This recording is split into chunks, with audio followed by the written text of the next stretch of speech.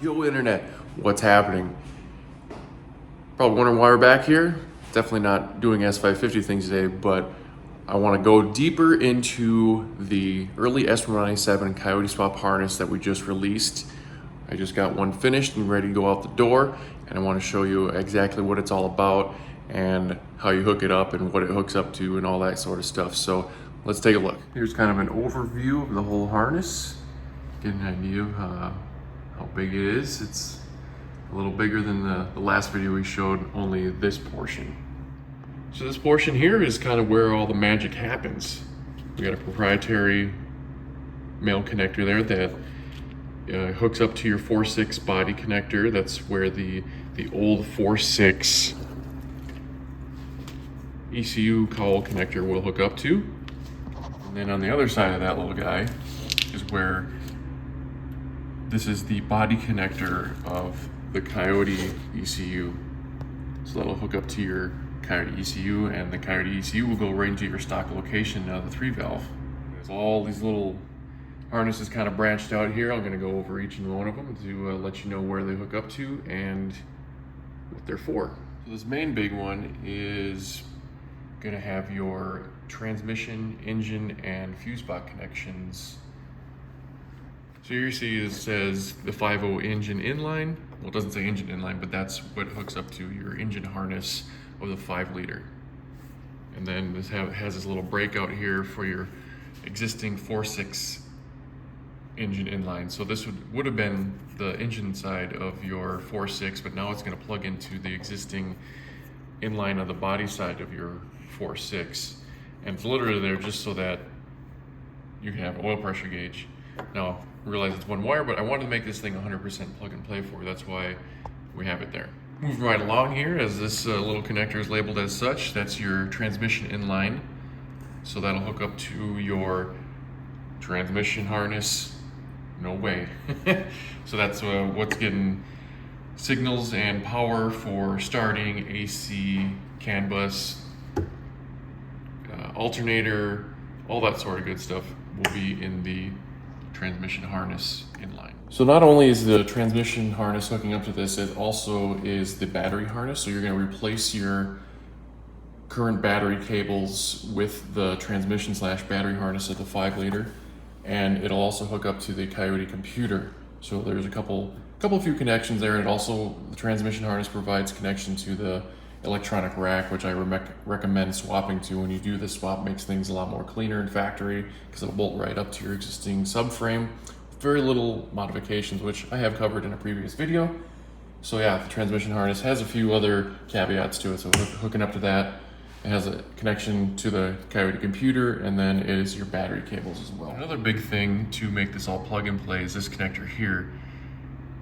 Some of you might know that the 4.6 engine harness is part of this, and it gets its power feeds from here along with the starting circuit, AC, clutch relay, high and low fan. So that's doing a couple little jobs. It's got 68 connectors, but we're only using about 7 of them in that. So that's the one that will bolt into the last position of your fuse box. Just put it up in there, and then the bolts from the top where the fuses hang out, and then you're good to go. Right along, we'll go to this low AC connector. So this one's kind of difficult to get to on the car itself. It's on the driver's side behind the head, and this is hooked up so that your AC will function plug and play. It's actually wired in series with the AC request signal, and this is the solution we've come up with so that it'll all work as it should. So because the Coyote cars have a temperature sensor in the evaporator core under the dash, so there's no way to kind of replicate that as the body of your 4.6 isn't set up for that. It's set up for this low and high AC switches. So this is how we made that also plug and play. Moving on to our next branch here, you can see we got our pedal harness.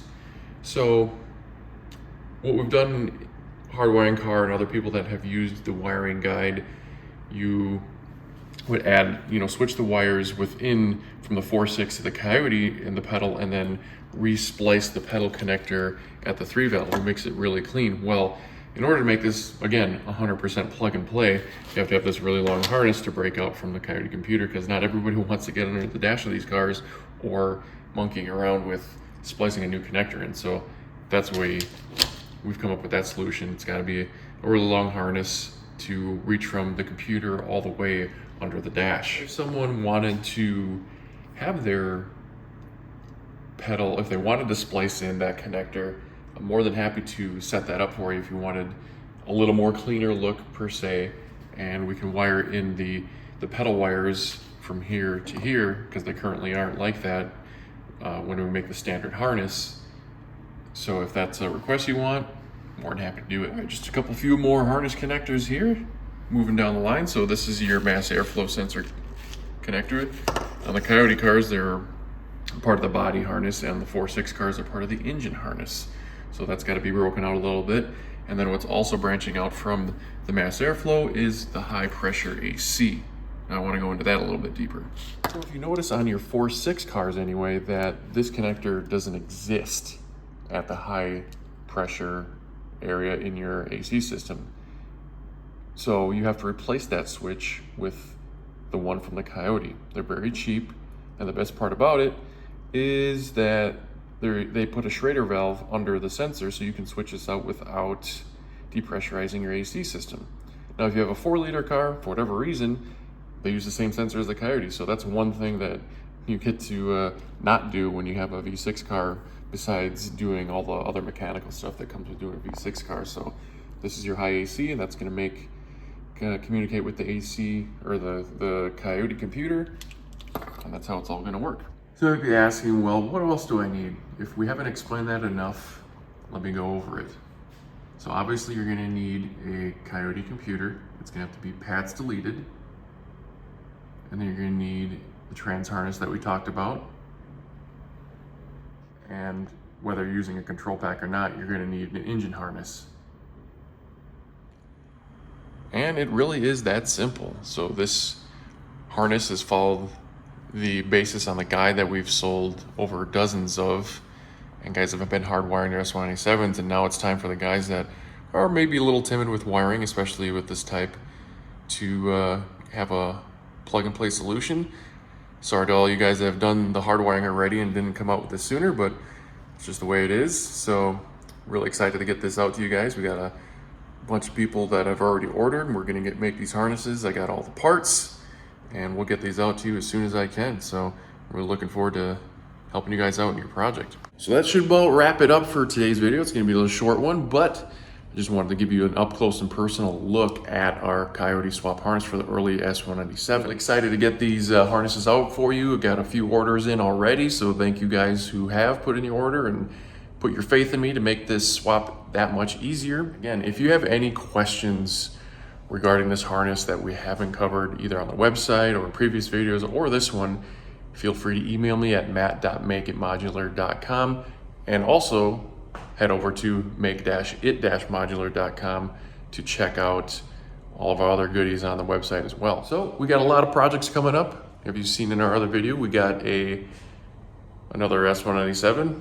We'll see what we'll do with that. And we got projects going on for customers, and we're cruising, make it modular. So thanks for watching. If you like this video, please hit that like button and consider subscribing. We'll see you next time.